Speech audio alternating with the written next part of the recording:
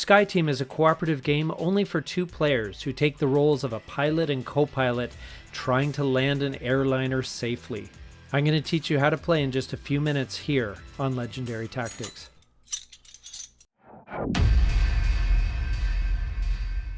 So we're going to take advantage of the tutorial provided in Board Game Arena, this time by Nikon Yancer, to learn SkyTeam.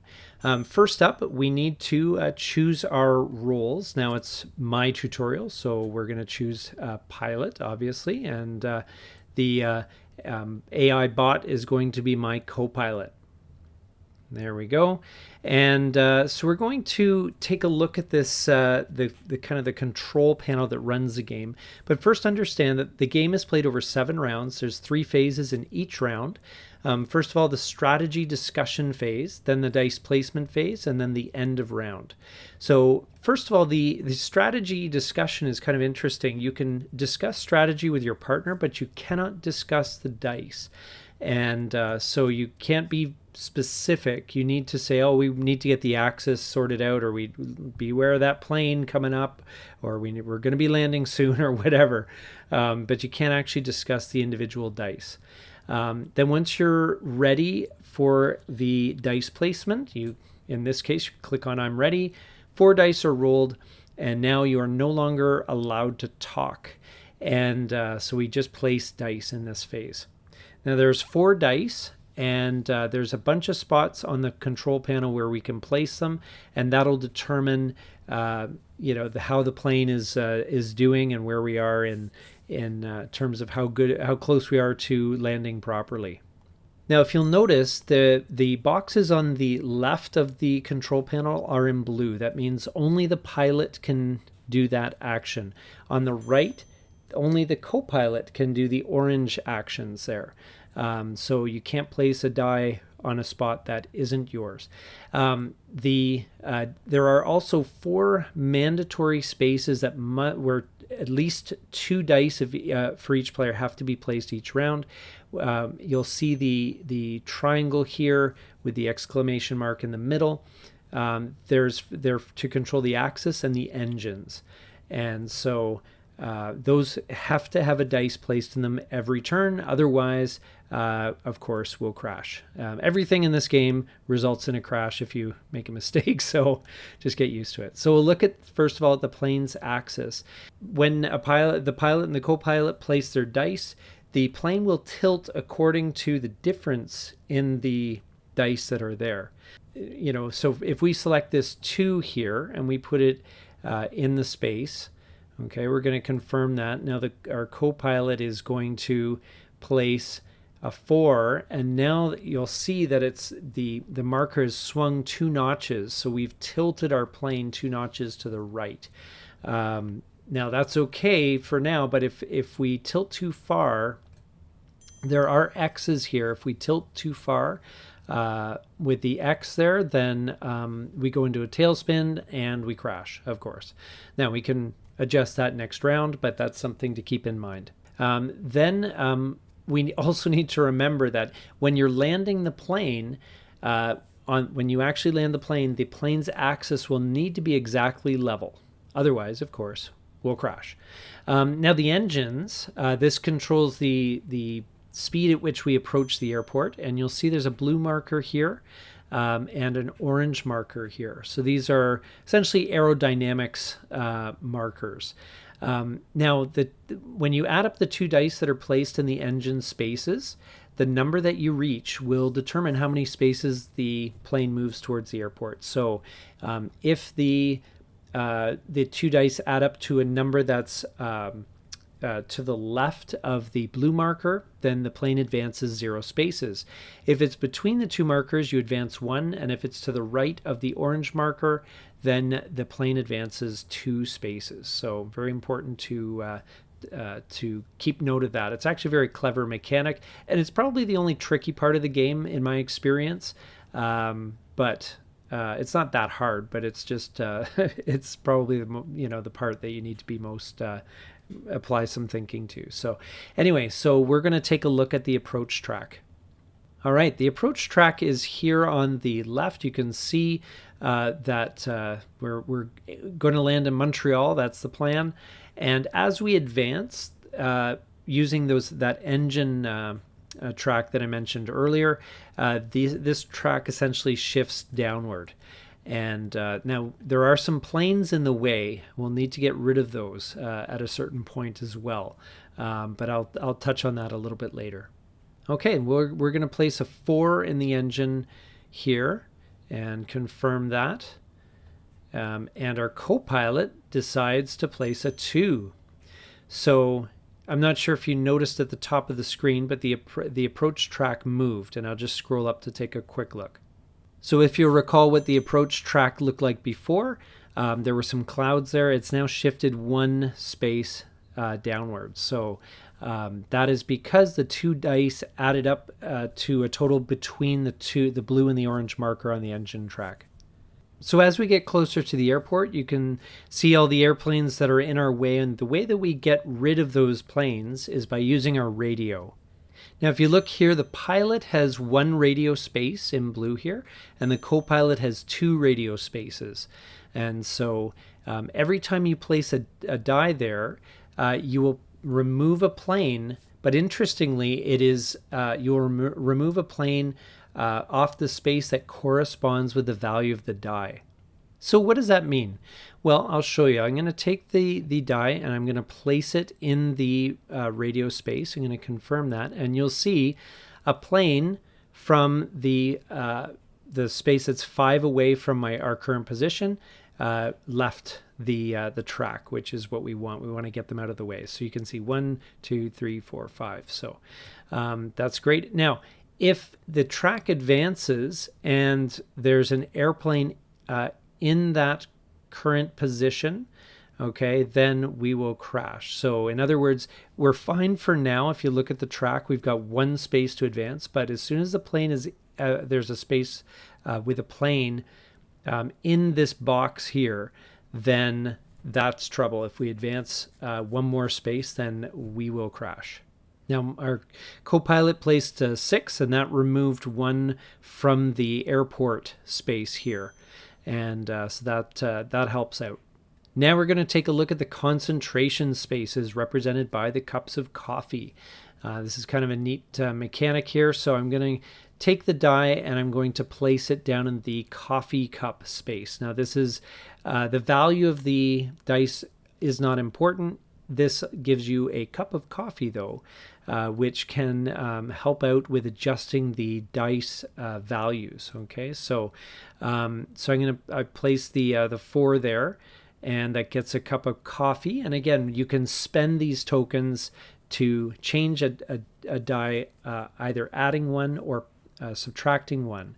You can't loop around from a 6 to a 1 or vice versa. It can only go up to a maximum of 6 or minimum of 1, but I assume you maybe gathered that that was the case.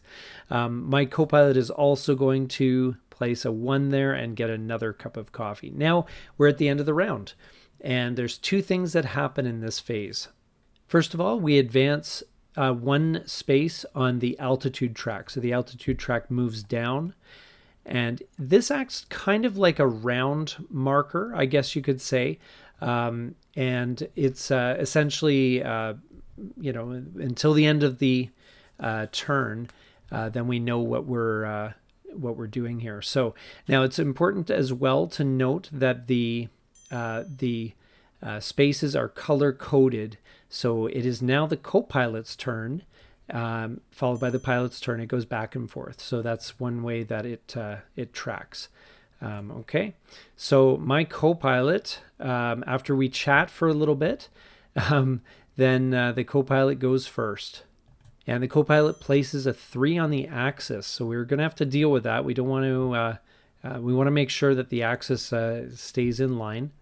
But that's something we can watch for later.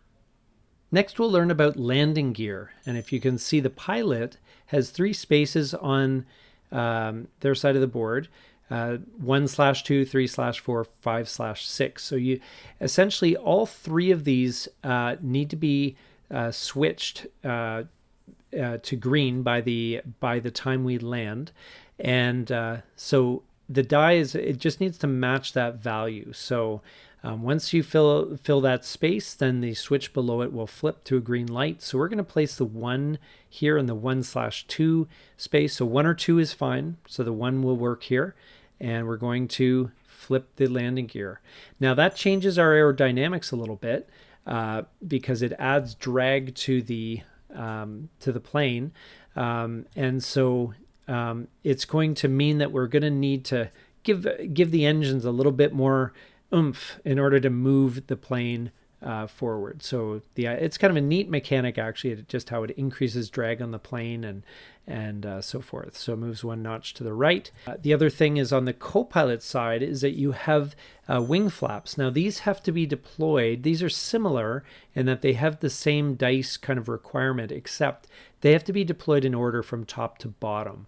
And whenever they deploy, it will move the orange marker 1 space to the right because it's changing the aerodynamics, increasing wind resistance on the plane. And then finally, we have the brakes. And the brakes are just like wing flaps. They have to be deployed across left to right in this case, but it's one after the other. And the first space requires a 2. Now we don't have a 2, unfortunately. However, we do have a cup of coffee. So if we choose the 3, we change the die roll by spending a cup of coffee. Use that cup of coffee and then place the die there. Now we can toggle the brakes. And that moves the brakes along this track, the brake marker along this track. And then it would move to the 4 to 5 and then finally to the 6. And this is when we land, we're going to need to make sure that the engine speed is less than the total of this marker. Okay, so the beginning of the final round, the plane touches down. Doesn't make sense to look at the aerodynamics markers at that point, so we look at the brake marker. And the engine speed, the total of the engine dice needs to be to the left of the brake marker in order to safely bring us to a stop. Otherwise, we will crash, of course. And there's 2 dice still to use this round, so we're going to look at, we need to fill the engine space. Now we have a 6 and 4 left, but there is a problem, and I'm going to show you what that is. Now, if we place a 6 or a 4 in the engine space, the total is going to be either 9 or 11, which means we're going to move 2 spaces on this approach track, and there's a plane in the way. So that's a problem. We can only afford to move 1 space, and so we need to make sure that we don't crash, don't have a mid-air collision here. So we're going to have to just slow down, and again, using the cup of coffee to help out here. So we're going to place the 6 in the axis space first. That's going to swing things 3 spaces the other way, which is good. We're not level, but better. And then our co-pilot places the 2 on the wing flaps. Now that changes the dynamics, meaning that we can now safely place that 4 because the 9 has now been bypassed there. Then now we're in good shape to place the 4 in the engine, and we should be safe there, only advancing 1 space. And that means we do have to deal with the plane this time, making sure that we clear that out of the way, but it keeps us going longer. And of course, now the round is over, we collect our dice back, and the altitude marker moves down 1. The pilot gets the next move. So there is another thing, a reroll token attached to certain spaces here. I'm going to show you that. So you can see at the 2000 altitude level, there's a reroll token, and this can be triggered at any time, allowing both players to reroll as many dice as they like. And in fact, the first space of the altitude tab had one, which we received, but we didn't mention it because we were just dealing with other rules. And eventually, the altitude drops to 0, which is which indicated by a landed plane.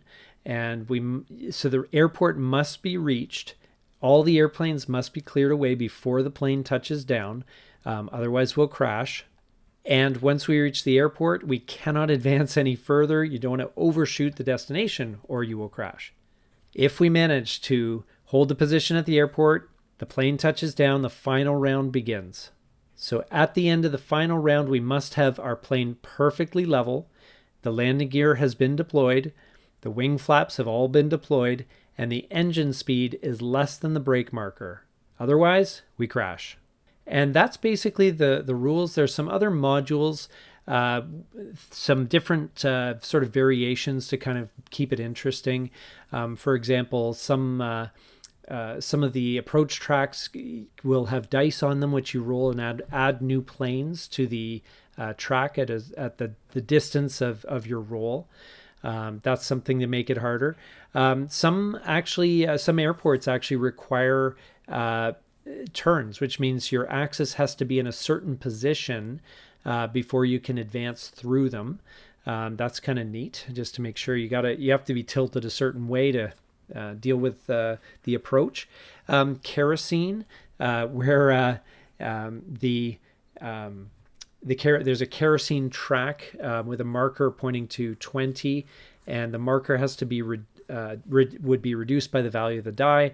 And if no die is placed there, the meter goes down by 6 at the end of the round. If it reaches X, of course, it's a crash. There's special ability cards, which are kind of neat. There's a wind as well, which can adjust the axis a little bit. So, there's a lot of stuff. There's interns where there's a bunch of tokens at the bottom that can be used. The player may place dice on the board to move one intern token off the board and onto another action space, so these act as dice for the round. And all the intern tokens must be used by the end of the round. You don't crash, but you lose. This one's really interesting, Module 7, where you only have 60 seconds to place all your dice. And that's kind of an interesting time crunch. There's also a kerosene leak thing where where kerosene is automatically reduced by the difference between the two engine dice. Ice breaks, where braking is much harder. Anyway, there's a bunch of variations, and not only that, there's a bunch of different airports as well that you can land at. So Montreal's kind of the base game, I guess you could say, and then things get spicy from there. So anyway, hope this little tutorial was useful for you. Hope it gave you some insight on how tricky it is to land an airliner and how tricky it is to win a game of Sky Team. Anyway, thanks so much for watching.